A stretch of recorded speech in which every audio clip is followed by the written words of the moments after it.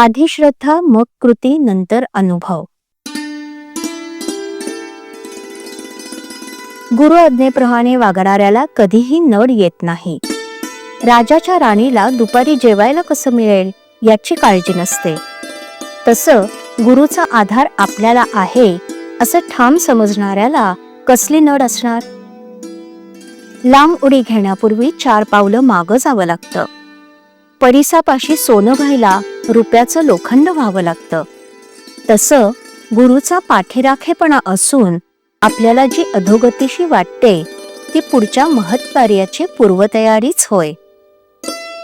बाप मुलाला हातावर घेऊन पोहायला शिकवत असताना मधून मधून हात काढून घेतो, पण मुलाची खात्री असते की हा आपल्याला बुडू देणार नाही. तसं आपल्याला सद्गुरूचा आधार आहे अशी आपण पक्की खात्री बाळगावी. आपण आजारी पडलो तर आपणच पैसे देऊन डॉक्टरवर विश्वास, श्रद्धा ठेवतो.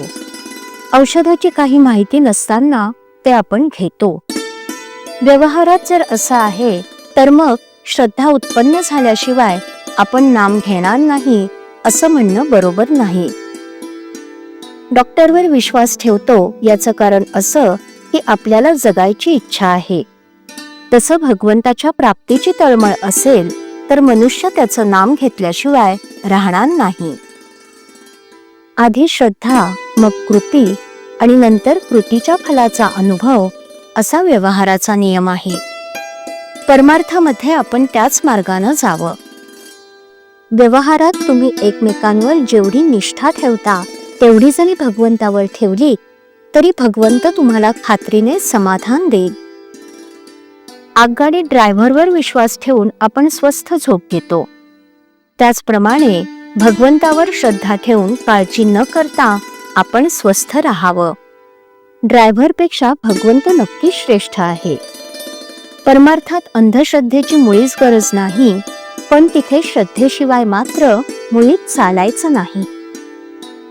सांगणारा कसाही असला तरी ऐकणाऱ्याची जर खरी श्रद्धा असेल तर त्या श्रद्धेनेच त्याच्या अंगी पात्रता येईल. संतांच्या सांगण्यावर पूर्ण श्रद्धा ठेवावी. अशी श्रद्धा असणं ही फार भाग्याची गोष्ट आहे. खरं म्हणजे अशी श्रद्धा ज्याला लाभली तो लवकर सुखी झाला. आज आपल्यापाशी ती नाही तर निदान आपण स्वतःशी प्रामाणिक बनूया. आधी पुष्कळ चिकित्सा करून आपलं ध्येय ठरवावं, पण एकदा ते ठरलं की मग निश्चयाने आणि श्रद्धेने त्याच्या साधनात राहावं. आपण परमात्म्याजवळ मागावं की तू वाटेल त्या स्थितीत मला ठेव, पण माझं समाधान भंगू देऊ नकोस. माझा मीपणा काढून टाक, तुझा विसर पडू देऊ नकोस. मला अमुक एक तुझ्याजवळ मागावे अशी इच्छा देऊ नकोस.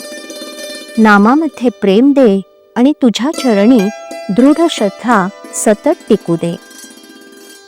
श्रीराम.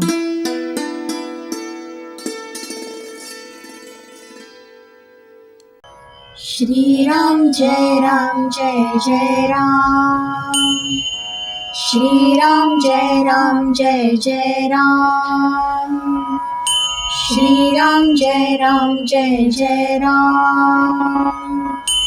श्रीराम जय राम जय जय राम. श्रीराम जय राम जय जय राम. श्रीराम जय राम जय जय राम. श्रीराम जय राम जय जय राम.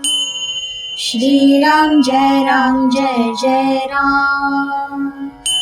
श्रीराम जय राम जय जय राम.